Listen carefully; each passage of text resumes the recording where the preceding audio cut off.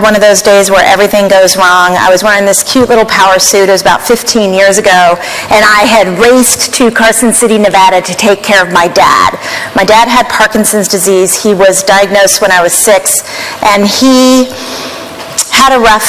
was in the later stages of his disease. I don't know if y'all are familiar with Parkinson's disease. He choked a lot, he trembled, and he hated going in public. Because as a man in a wheelchair, he didn't like how people looked at him. He felt invisible, and I was with him that day because he had lost his driver's license at the casino that he wasn't supposed to go to. But everybody knew his name. When we walk in, they'd be like, Bob! He's like, I never come here. I don't know how they know my name. And I got him out of the wheelchair, and I'm frustrated, and I'm not being as present as I wanted to be, and I wheel him in the bank. They didn't have a wheelchair ramp. They didn't have a door. I get him in there, and I'm just not in my best place. Have you guys ever done this? We're just not your best. I walk in, and I'm like the wild-eyed customer that some of you might be familiar with. I stood in line, and he's having a hard time. He's starting to gag. And I'm trying to figure out what to do, and I was like, just be present. And this woman came out from behind the counter, and she said, hey, can I help you guys over here? And she moved my dad to a desk and completely ignored me. She looked him in the eye, and people didn't do that much anymore. And she handed him a Kleenex, and she said, I remember you. I remember you. We used to have the bank in the Safeway, and you would come in, and you had like an embroidered monarch on your shoulder, which was my dad's power animal. And she made that disease completely go away. He stopped choking and gagging. He sat up in ways I have never seen him sit up in years. I hadn't seen him do this. And she made him feel less anonymous and so important. And I sat there being like, what am I so frustrated about? It was such a beautiful moment. And she gave him a couple more years of life. From that day on, he started smiling at people again and interacting because Krista got away from the counter, came and sat with my dad. And a few years later, I'm in the bustle of my life. My dad is near the end of his life. And I'm opening up mail, and there's a State Farm envelope. And I'm like, what is this? I don't have State Farm. I open it up, and it's a letter from Krista's dad. And it says, I don't know if you remember my daughter, but you wrote a letter to her bank manager telling her bank manager, you should feel very grateful my company is not in Carson City, Nevada, because I would steal her. You have no idea who you have. And he said, and you described my daughter in such specifics that you saw her. You saw her in a way that she put that letter up in her living room, and she would show everybody that letter every time they came to our house. And his last paragraph said, she died in childbirth last week. And I just wanted to write you and say that I read your letter at her service, and everyone said you saw her. And as I sat there, I thought, who does that? Who writes someone like me in the grieving of his daughter? And I thought, this is a legacy. She got it from him. Now, we're here to talk about commitment from customers. Will you guys play today and do some stuff together rather than have me stand here and talk? Will you guys be all in? So put all your stuff down. Because so much of commitment is a feeling. It's a feeling. She gave us a feeling. I don't even remember what our transaction was that day. She gave us a feeling that lasts a lifetime, and it's still with me today, and it changed how I interacted with people. I am reducing anonymity as often as possible, and that is a legacy of Krista. So please stand. So for this to work, I don't even really believe in the word customer. I just believe in feelings. It's how we feel about ourselves around people is what really changes a moment into commitment. Do you all agree with that? So for this to work, you have to be a steward for somebody else. There's way too many of you, and it turns out I can't go in front of the stage without feedback. So you're going to be a steward for somebody else. Find a partner for the first exercise. Go. Find a partner. Raise your hand if you don't have a partner. Raise your hand if you don't have a partner. Raise Raise your hand, look around, find your partner. Raise your hand if you do not have a partner. So does everyone have a partner? Okay, so we're going to do two things today. Today's going to go by very quickly. I have 54 minutes. We're going to do two things. One is physiology. So much of commitment is a feeling. It's physiology. I'm a NASA test subject. Astronauts do not like having their physiology tested or they get grounded. They're only allowed to fly a few times in their career. So people like me donate our body. They put jackets that test 22 pieces of human physiology on us, and then they make us do stuff. So I have done zero gravity 42 times. When you walk in the vomiting chair more times than I can remember, but I have never vomited. I have 7 older brothers. They needed to be worse than that. My brothers used to hold me by the ankles and tickle me to try to get me to pee on my face. It never happened. I have an amazing bladder. So at NASA, you walk in and there's like screens like this all around, and there's 18 screens that show what's going on in your body while you're doing stuff. So everyone can see what's going on with you. So a huge piece of commitment is a human's physiology. It's not intellect, it's not words, it's feelings, and we're going to play with that. Are you guys still all in? Okay. So, and they're showing you what's going on in your biology, and they can tell if you're in discomfort, if you're soothing. There's all these things they could tell you that was happening that I was numbing and not even noticing. In fact, I just want to let everyone know all astronauts are hot. And it turns out they could tell by looking at my physiology. It was hilarious. It's a little awkward. So here's what we're going to do. We're going to play with physiology first, and then I'm just going to give you a hack that can increase customer commitment. And so the first part is just physiology. So face your person. No talking. All you're going to do is look into the eyes of the person in front of you with no talking, no touching, no kissing with the mouth open. None of that. 1 full minute, ready, go. No talking, go. 1 minute. All right, please stop. Was that a minute? No. That was about 7 seconds, but I started seeing physiology change. There were signs of discomfort. And one of the keys to creating commitment in other people is being open. It's a big difference between being open and closed. And what happens is we've been taught, I don't know if this is your life, but I remember as a kid I was taught to just get over it. Whatever I was feeling, get over that feeling. Were you guys taught that? So the challenge with this is we numb and we soothe very quickly, and we do stuff that actually can make us closed. So what happened for you when you were staring? Someone yell out, what was going on for you? Awkward. Some of you said, how many of you felt it was a little awkward? Now, why is it awkward to stare at somebody? Now, people are like, hold on, you're not supposed to stare. I get it. Biologically, we're animals. Some of you more than others. But what happens is when something stares at you in the wild, it means it wants to eat you or have sex with you. Either way, there are biological changes that happen that mess with comfort.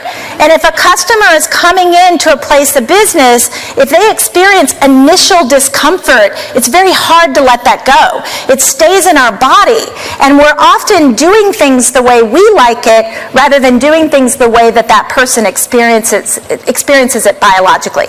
Does that make sense? So the goal here is to try to be okay with not being okay.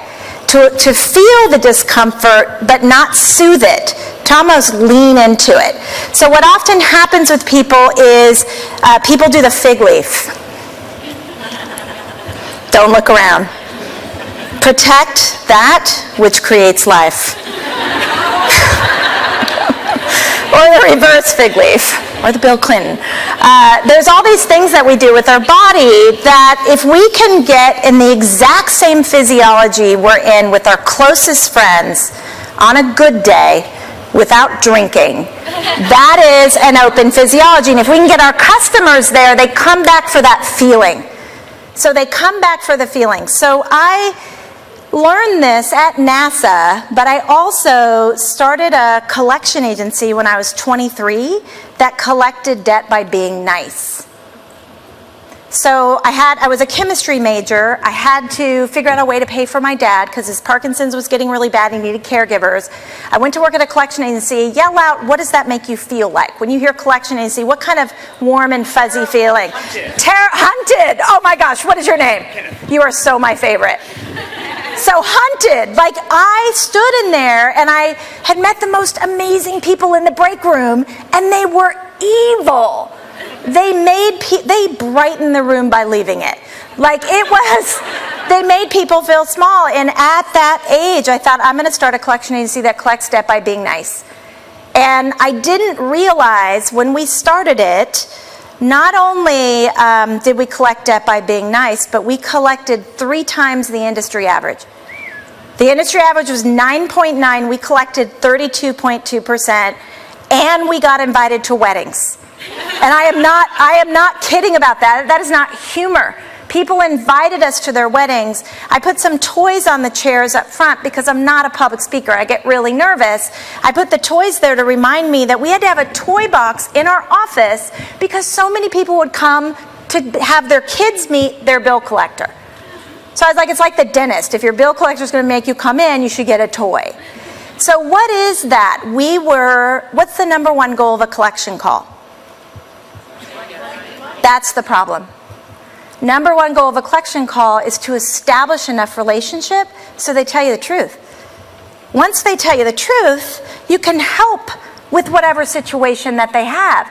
So I hooked my team up to Somatic Jackets, and we geeked out for 15 years trying to show people how to turn a confrontation into a conversation. How do you keep people open? And so I'm going to show you a quick hack. One of the things, we bonused on thank you cards. So we didn't bonus on money collected. The person with the most thank you cards, 100% of the time, always had the most money collected. Why is that? Why do you think that is? Because how people feel about themselves drives commitment. It's not about us at all. It's how does this person feel about themselves around me? We were giving people a feeling they weren't getting anywhere else, which is I see you. Now, those of you who are taking notes, I do have this all in the 10th row. I brought some books you guys can grab that are free, and I grabbed little brochures that have this whole thing in it. So it has the talk in it, so don't feel like you have to take a ton of notes. And then I'll have a link. We're a behavioral leverage company, and we'll send this 6 months of practices to you so you can take this live inside your team, and that's all part of today. So don't feel like you have to take notes. But I am going to make you stare again. I like all my relationships to start like an awkward first date, like a junior high school dance. So this time, try to, when you stare, be more comfortable. Who's ever given blood? What does a nurse make you do when you give blood? Yeah, they do. What's this? They have you do this. Why does a nurse make you do this? Most people don't like giving blood unless they go to the Folsom Street Fair in San Francisco, but you guys, that's regional humor. This makes blood flow go. At NASA, they taught us a bunch of stuff so that you could think really well when you were uncomfortable. So just squeezing, so you guys can try to unlock your knees, relax your body more this time when you stare, and see if you can channel that, any discomfort, and it doesn't always have to feel like discomfort, it's just a change. See if you can channel it for a second. So 1 minute, ready, go. Okay, stop. Put your hand on your stomach. Hand on your stomach, take a giant breath in. Giant breath in. Did your stomach go out? Raise your hand if your stomach went out. So about 20% of the room is breathing correctly. Where does your stomach go when you breathe in unless you're a trained singer? It goes out. But a lot of you right now are hijacked. Your physiology isn't normal, and this is why kids test poorly. We can take kids that test in the 50 percentile and get them in the 75 percentile, giving them 11 minutes of teaching their body how, when we're triggered, the blood goes to the center of the body. We're not open. And this is why it's hard for customers to let go of initial negativity or bad feelings that they have. So I'm really going to make you stare for the next minutes. Do you guys want to do it? Yeah. Okay, very quickly play basketball first. Okay, wait, you guys, this is not basketball. I don't know what like seriously, check each other. Go, play basketball, move.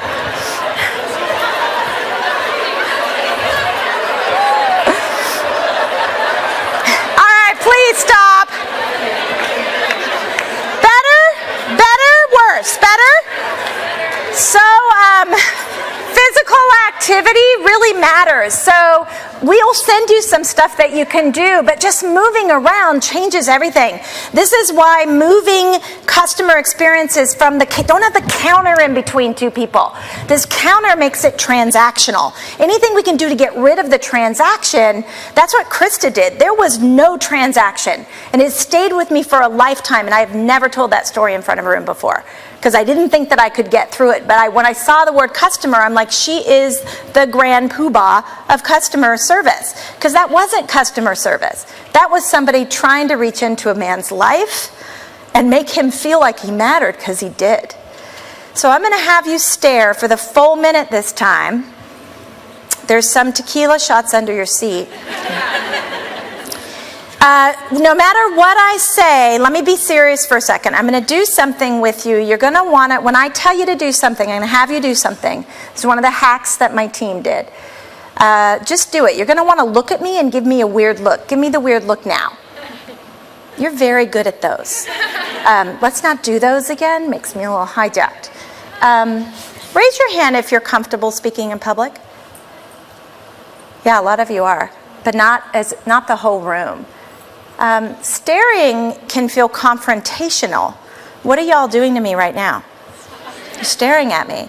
And this is why it's really challenging speaking in public, because our body reacts to this staring. So just like you're reacting to it here, most speakers who come up here, their body changes, because this is what we're wired to do. So I'm going to do the full minute. Do not look away no matter what I say until I say stop. Are you guys, raise your hand if you're all in. All right. 1 full minute. Ready, go.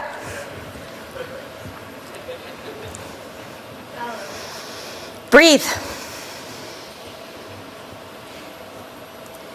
Look into the eyes of the person in front of you. Look at their eyes. What do you like about them? Seriously, even if you don't know them, what do you like about them? Why are you glad they exist? God forbid something happened to them on the way home. What would you tell their family? If this is the last moment, what are the words of character, seriously, that you feel with this person? All right, please stop.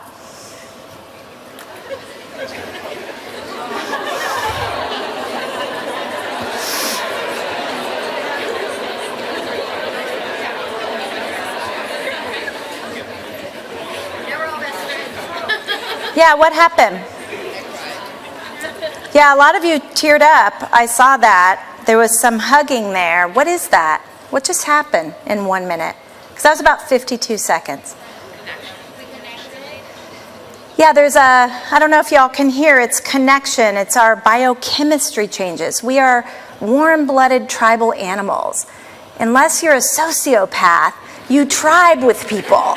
Like, you can't help it. And if you're female, we tribe in other ways.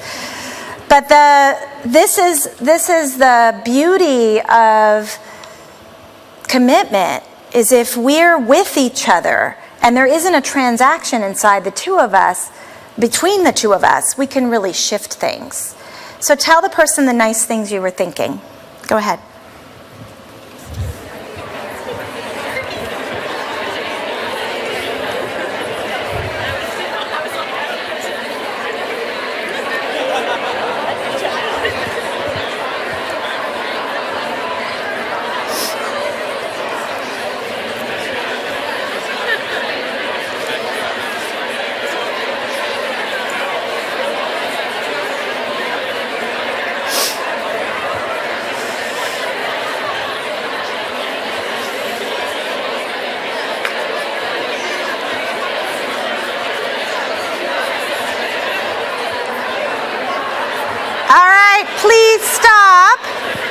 Are you guys still all in? Yes? So one of the reasons why commitment doesn't happen is when people feel invisible. And I see a lot of organizations use scripts. It's how it feels around the words that matters. It's how does this person, do they see me?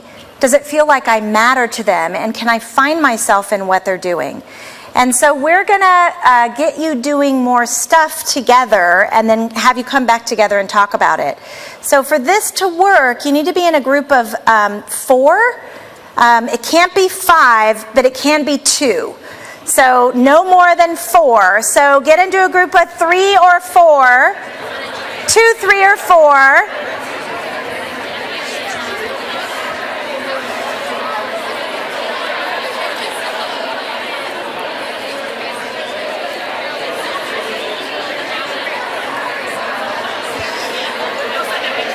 Okay, let me get your attention. So, small moments are really the key. So many folks come back for a feeling, and creating a small moment with someone is everything. And I'm gonna give you a couple hacks on how to do this and then have you practice it. So,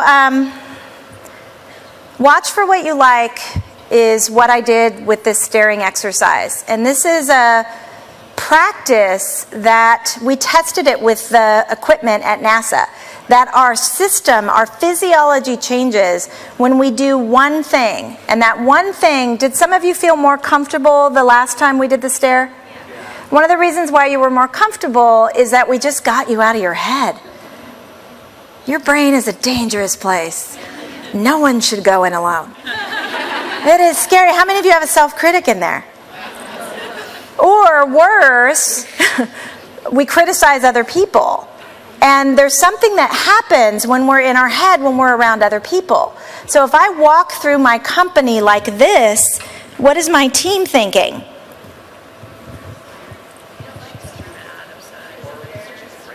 Layoffs. Oh my God, she's mad that I left early. And then that story in their head becomes reality, and it's driven by biochemistry. So watching for what I like is a hack. I'm a total slacker. I don't like giving people things that are hard to do. So I think it's hard to try to get commitment from people. I think it's easy to watch for what you like. So as you're walking around in the world, for the rest of the conference, just get out of your head and watch for what you like in other people. Few things happen. If I notice what I like in you, it's going to get me out of my head. I'm just going to be more open and approachable. So my biochemistry is better. I'm not as hijackable because I'm more open. I'm always inappropriate, so let me go there. I am divorced. I share a child with a guy that I'm pretty sure doesn't like me so much sometimes. And when we first got divorced, my son was 2 or 3 years old, and every time we got together, the outcome that I wanted was for the two of them to get in a car and bond in the way that I believe dads and sons. I can't do that for him. And I wanted him to drive safely, and I wanted him to have an amazing time with his dad. Now, that all sounds great. You guys agree with that outcome? So John and I shared that. Now, when he comes to pick up his son, the one day a week he gets him, do you already hear me? Yeah. Totally what? What am I? Hijackable. I'm ready. I got my sleeves up. He knocks on the door. I open the door and he goes, "Whoa, you have gained 10 pounds. What do I want to do?" "You're still my favorite, Kenneth." I want to punch him in the face. But what happens to my outcome? It's honest for me to react to that thing he said, but it doesn't help me with what I really want. We get in a fight, and then he's all in his head, and he's not with his kid. Now, I have so many times, raise your hand if you've been hijacked that way, that we do something that messes with us, and often our customers come in totally hijacked. I call it blurting. That's not who they are. They're just hijacked, and they're blurting. And so in the moment when John said to me, "You gained 10 pounds, I said, "Oh, it's 15 pounds. You are so nice."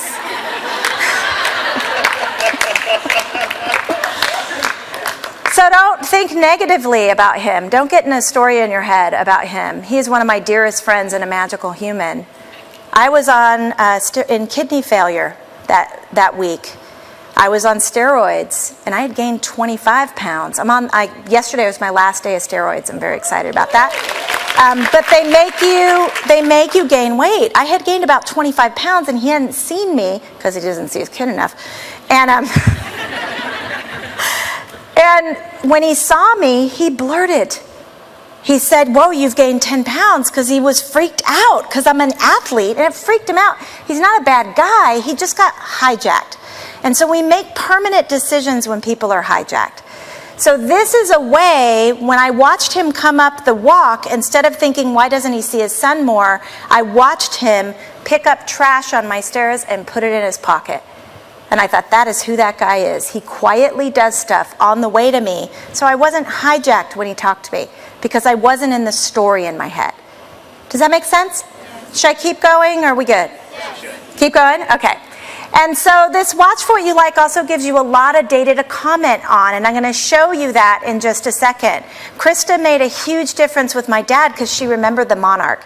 And this is the way our brain is wired. Our brain remembers what's most vivid. And so the more we can create vivid experiences with people, the more we'll remember them.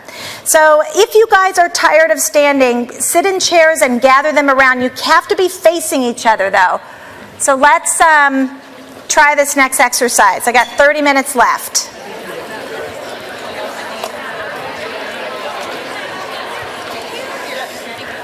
You can stay standing if you like standing.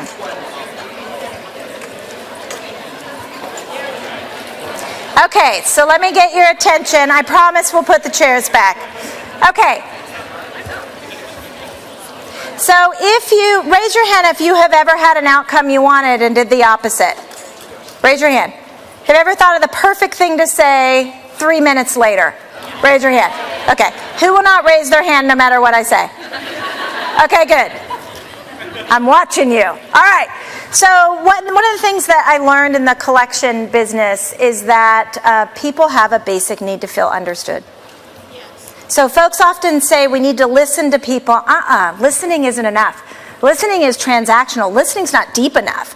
Every single interaction with a person, the focus is, can I fill their basic need to feel understood?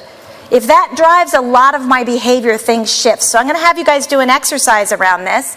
I'm going to show you really quickly a model, and I've got this all for you. You don't have to write it down. We're going to play with context. Now I named my company Allegory because I believe we are one story away from our closest friends. That I love what Michelle Obama, I'm still crying. She's the best speaker I've ever heard in my life. Yes, unbelievable. And I got so excited when she started talking about context because we often communicate with vague context. And with customers, when we do this, they're not getting commitment. They don't feel context. So let me show you a silly model about this. And don't point your clicker at a screen. That's not where the thing is. It's that way. So fruit is one level of context. Fruit is a food, and food is sustenance. You guys getting this? So more abstract. Yell out a fruit. I heard apple. Interesting. That's the one I hear the most, but that's also a computer, so we just miscommunicated. Because that's also a computer. What does your apple look like? Yell it out. What does it look like in your head? So I heard red, I heard green. So let's just pick, hold on. Granny Smith apple. Now this is where mind share is. So now all of you have an apple in your head. People remember what's most vivid. I have more commitment from you whether you want to give it to me or not because it's not my apple anymore. Whose is it? It's yours. And so the more as humans we can stop talking in buzzwords. Buzzwords are buzzkill. When we talk about a CEO who says, hey, we need to increase velocity. What is it? People just walk faster. Okay, I'm good. Like that doesn't do anything. And in fact, if I communicate and say velocity, what's the counter narrative? If I tell you we need to increase velocity, what am I telling you you are? Slow. So it's teaching all of our customer-focused people, get out of buzzwords. We give examples. We don't give buzzwords because people can't find themselves in an ambiguity. Yes? With me? Yes. Keep going. Yes. Is this your happy listening face? But if I said a Granny Smith apple with a bite taken out of it with half a worm squiggling, do you feel that? That is where feelings are. And that's what we're going to play with right now. Because that feeling gives you a yuck. But if we can figure out ways to create feelings, that's what folks want to come back for. So close your eyes for a moment. Think of moments in your life before the age of 23.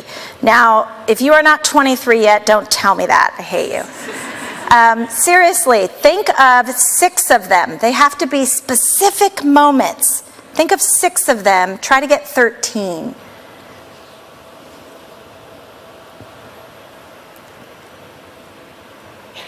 So some of you are smiling. Did you find a few stories? So here's what we're going to play with, and then we're going to leave customer stuff right now. For the next 8 minutes, do an experience, then I promise I'll bring it back. So can you be all in with what we're doing? Yeah? Okay. So there's a difference. We're going to have you pick that story, one of those stories. You can just pick the one that you like to tell. Something that happened before the age of 23. And we're going to have you relive it to the people in your group. And reliving it, and you can open your eyes now unless you've fallen asleep. Reliving it is different than talking about it. We're going to play with storytelling. Now, storytelling is a feeling. It's a feeling. It's not, a lot of folks are using storytelling as manipulation, and we don't like that. Storytelling means you have to be in it, not about it. You're in the middle of it, not about it. So we're going to have you start this story in the middle of it, no setup. So what you don't want to do is say, I'm going to tell you about a time I was embarrassed. Don't do that. Just start right in the middle of it. You got it? So you want to be in it, not about it. So let me ask you a question. If I said I moved around a lot when I was a kid, is that in it or about it? That's about it. I was 12 years old. In it or about it? It's still about it. I'm standing on the railroad tracks. Gary has this arm. Craig has this arm. They're pulling me. I can see the conductor. They will not let go. In it? That's in it. And that is why I put Nair in their shampoo bottle.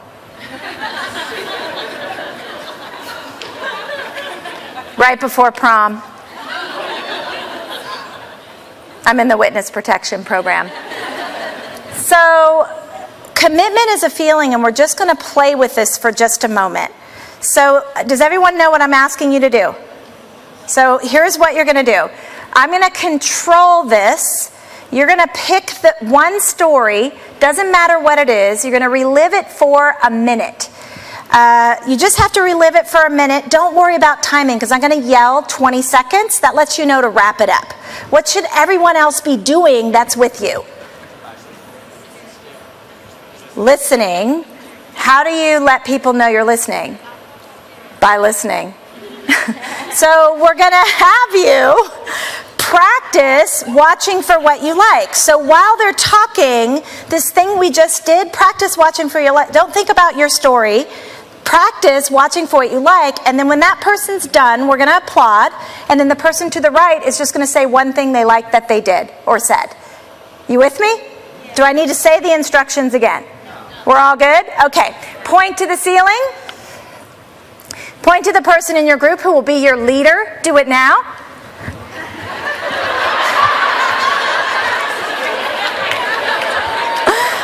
Leaders, raise your hand. Okay, leaders, look at me. Did you hear them laugh at you? And they were pointing and laughing? You get to pick who goes first. So listen up, you guys. I want to say one of you is going to talk for a minute. I'll yell out 20 seconds. We're all going to applaud. If they finish early, ask questions.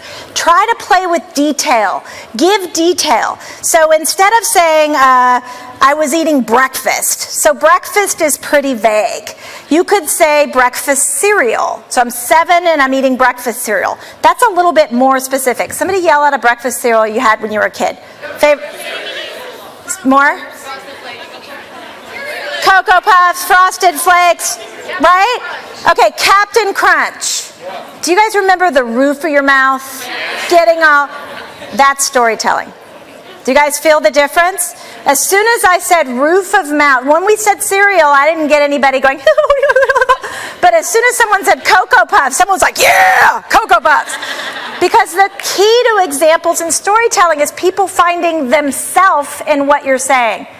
It's not about your story at all. If I can put tiny pieces of detail, the person can find themselves in the story. That's where tribing happens. So you want to plant seeds of little, the roof of the mouth thing that most of you have a physical reaction to. That's commitment and a feeling.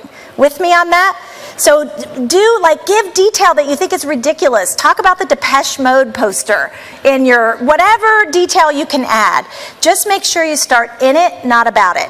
Yes? All right, leaders, first victim, person. You have 1 minute. Ready? Go.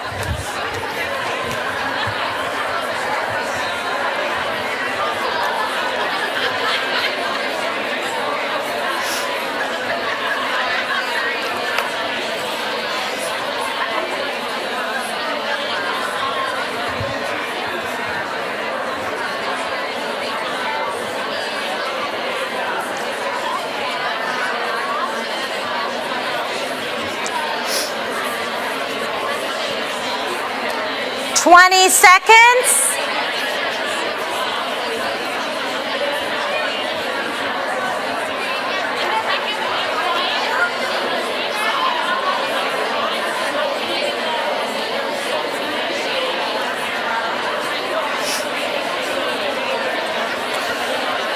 All right, please stop and applaud your speaker.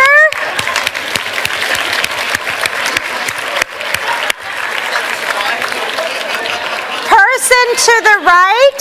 So person to the right, what do you like? Go. One thing they did that you like.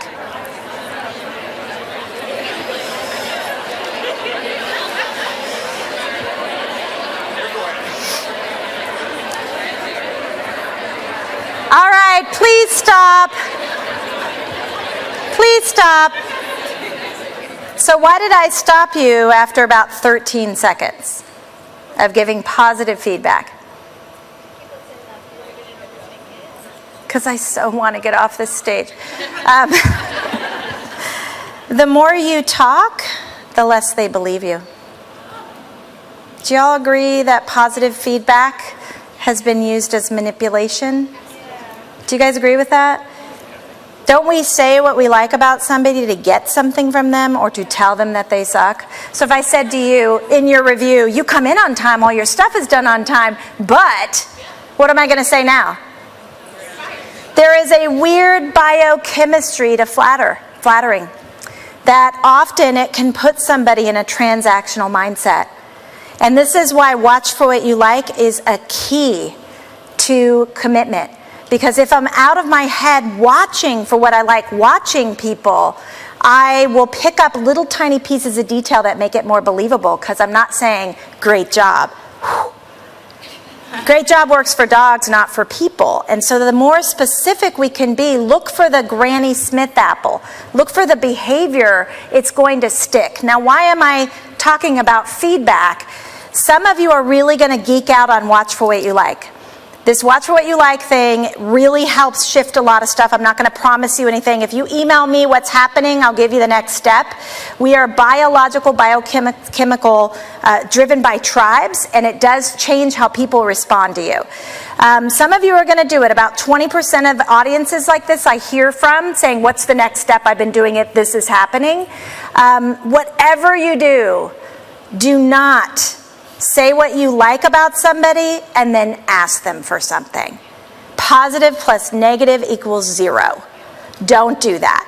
So here's a test for you. When you go home and there's somebody you love at home, roommate, partner, husband, wife, parent, go up to them in the kitchen and say one thing you like that they do and then walk away. Honey, I love that you've made coffee every day of our marriage. Thank you. And walk away. What are they going to say? Number one thing people email me is, what do you want?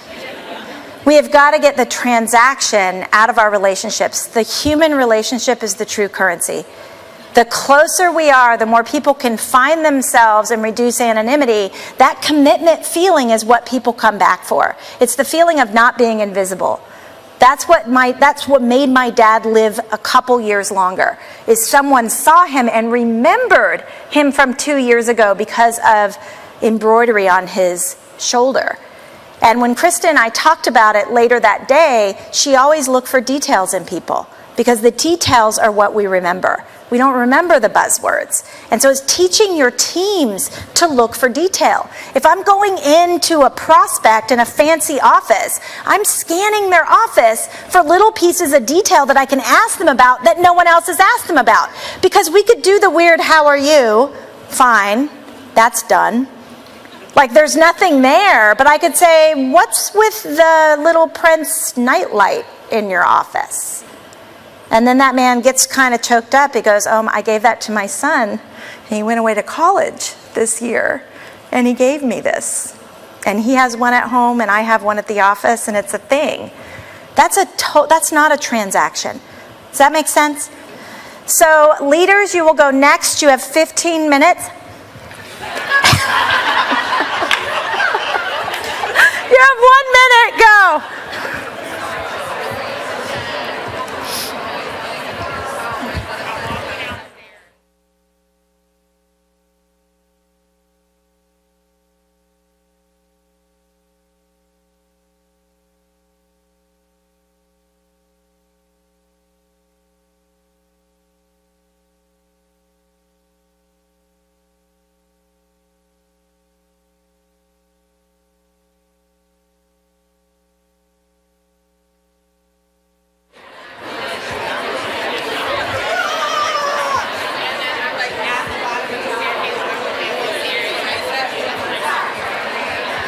$20 seconds.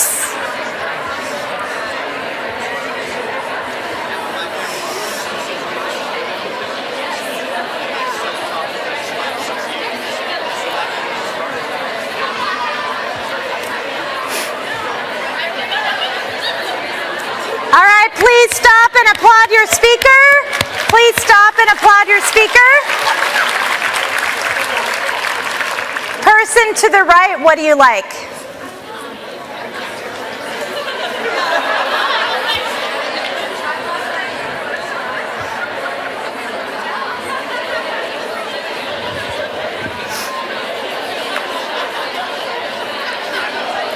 All right, please stop. Has rapport in this room gone up or down? How did rapport go up? There's a biochemistry. You can't, unless you're a sociopath, you can't help it. Storytelling is the transactional medium of relationship in our culture. It's what we all do with our closest friends on a good day, especially with drinking. But we get kind of weird in business. We put these constructs. Let's say you and I were going for drinks tonight. The way that we teach sometimes communication as business is it would go something like this. Tonight, we're going to talk about my day, then we're going to talk about your day, then we're going to order drinks. How's that sound? Like, would you ever do that with a friend? You wouldn't do this big setup. She and I start telling stories. We're 18 feet away from each other going, you would not believe. We start in it. And the same can be with onboarding customers. To start in it, start in the middle of it and get them talking. Because the more folks share their story, the more seen they are. Storytelling is a biochemical hit. It feels if somebody is listening. So the key here is, where did you find yourself in that person's story? So think of the person who just spoke. Where did you find yourself in their story? He was talking about music and I love music. So she said he was talking about music and I love music. And so he may have been talking about the Bee Gees, and I'm so old. My mind is racing for 12-year-old son. He plays these artists. Who are they? I can't remember any of them. But, she might be thinking about her musician. It doesn't matter. She's found herself in the story. And so when we're doing onboarding or talking to customers, it's trying to plant those seeds, but it's getting those seeds from them as well. So questions? Keep going? Yes. Okay. So next person, you have 1 minute. Go.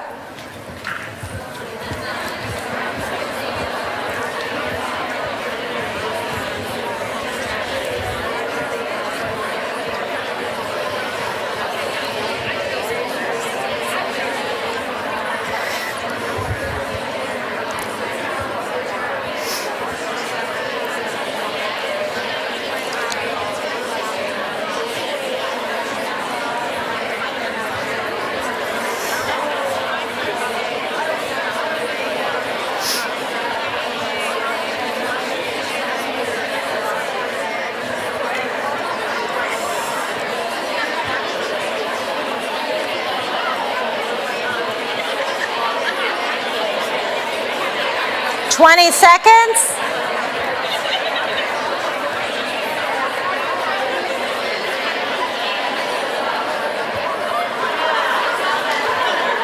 All right, please stop and applaud your speaker.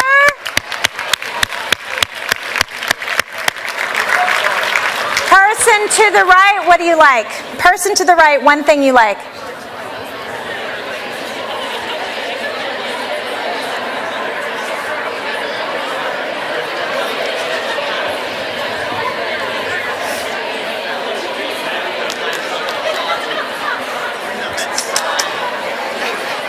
All right, please stop. So, last time you were in an argument with someone, and they were telling you what was wrong with you, were you listening differently then than you were to that story just now? Nope. What was different about it? You wouldn't put yourself in their shoes as much. So he said you wouldn't put yourself in their shoes as much, empathy. So they're telling you what's wrong with you. How are you listening? Defensively. So listening to respond or understand. And so in order to fill someone's basic need to feel understood, we have to stay out of our head. Instead of practicing, 71% of the incoming calls at the collection business were people yelling and screaming. Because money is upsetting for people. People in IT, nobody ever walks into a room and says, oh my gosh, the lights are on, this is amazing. But they sure freak out when the lights aren't on.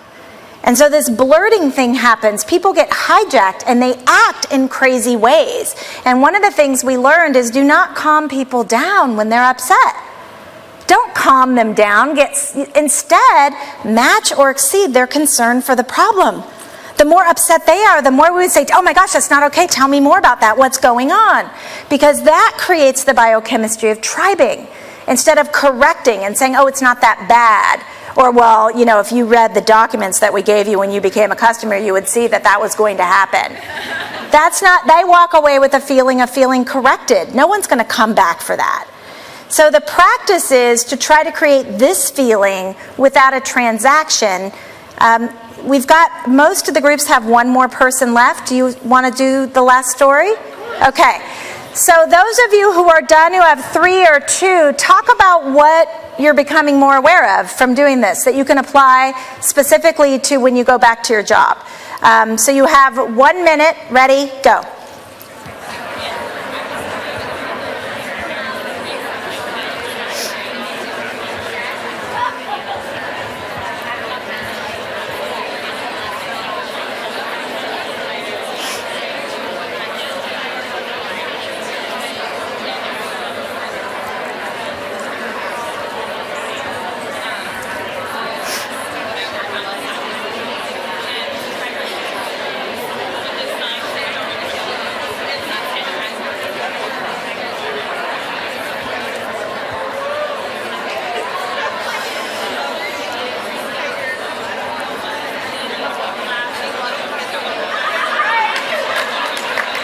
Seconds.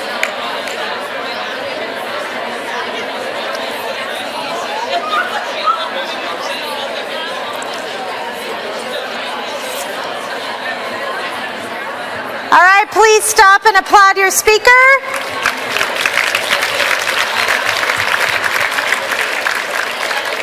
Person to the right, what do you like?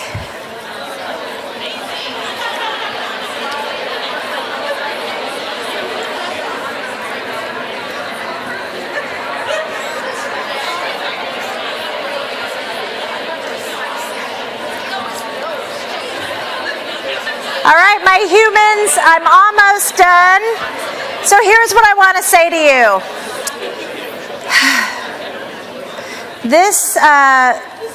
What happened for you in the last 10 minutes?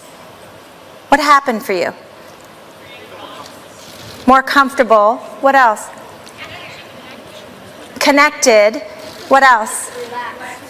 Relax. It feels different in here. Do y'all agree? Taking a picture of my jowls. Having your photo taken from here. I love you. So, But I'm glad you're kneeling, not bowing. It's more respectful.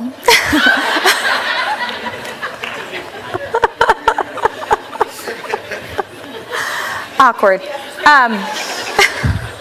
still there. I always make the joke that I'm over 50 now, and so everybody thinks I'm flirting with them when I was in my 20s that didn't happen. But I'm always looking for physical affection as a woman over 50, so when I go to the airport, I consciously hide metal in my pocket. And I go in the line that has the cute security person, and then they're like, oh, I don't know what it is. I'm like, I don't either, you better look. I don't know. So this was not about, you can use examples, storytelling, relive moments, talk about things. This makes people biochemically tribe with you. But this was not. Commitment is a feeling. Examples and storytelling really shifts a conversation. It can make people feel closer to each other. And put little details in there. Don't skimp on the details. Put a seed that folks can be like, oh, a 1976 Dodge Colt, I had that car. And I learned this from my godfather. My godfather, Shaka Muhammad, is a storyteller. This is what he does. And I would watch him stand in a room of people who hated him.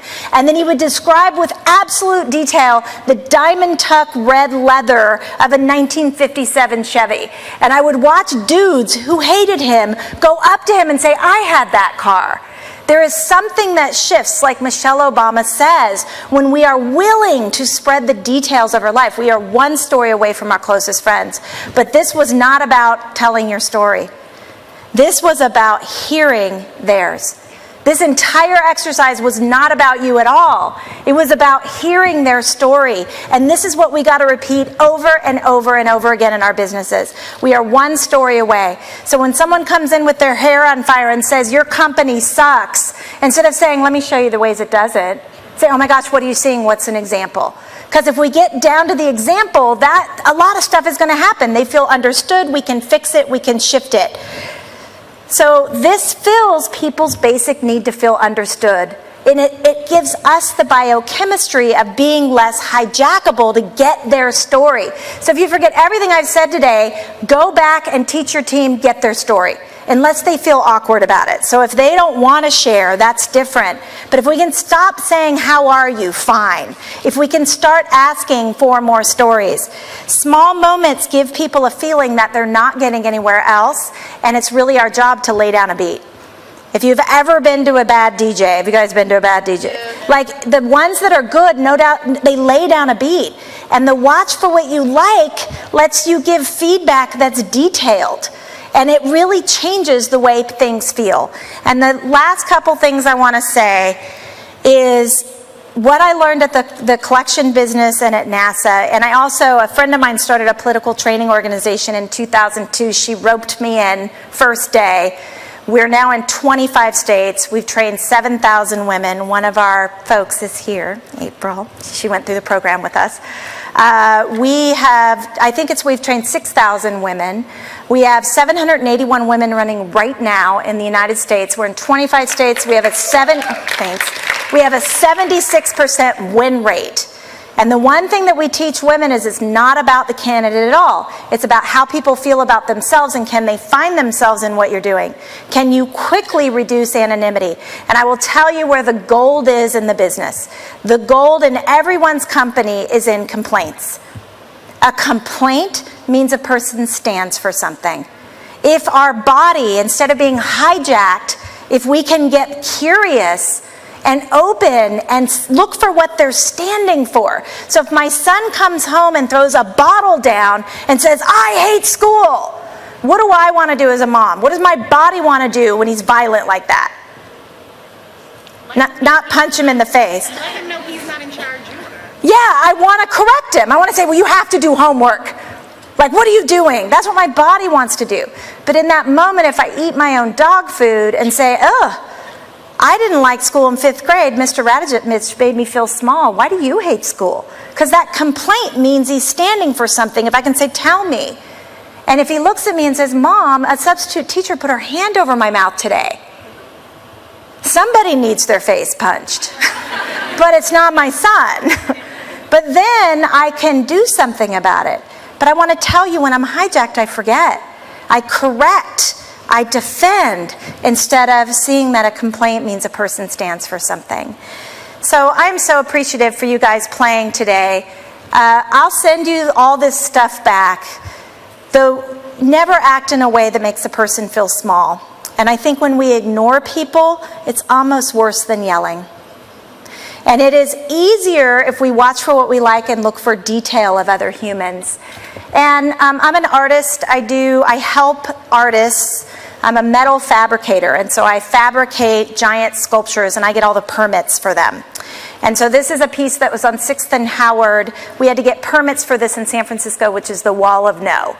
The permit guy said no freaking way. So I went in there watching for what I liked, trying to figure out what I liked about him. He was very mean. It was like hugging a cactus.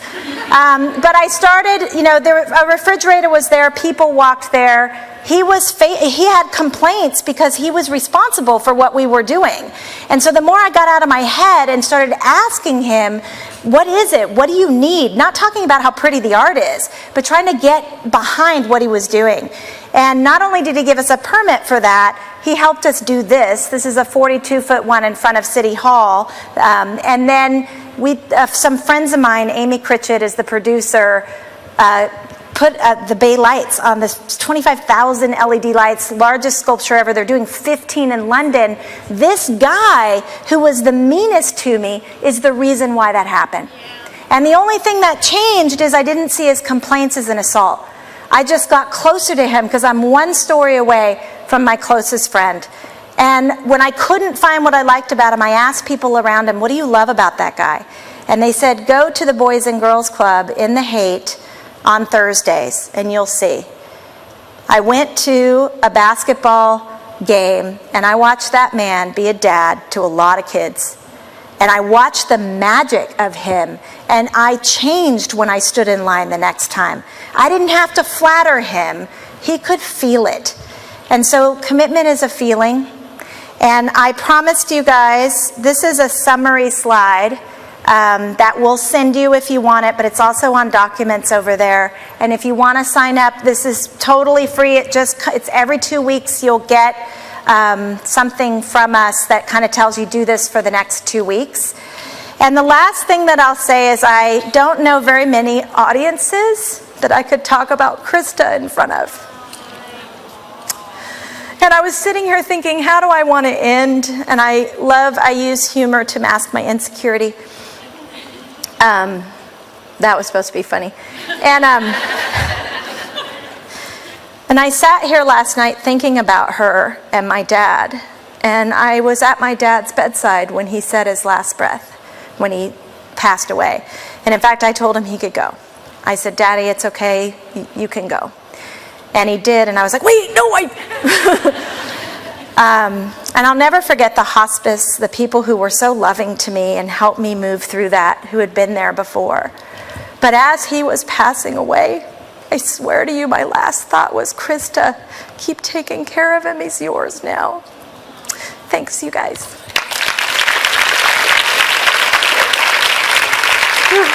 Thanks.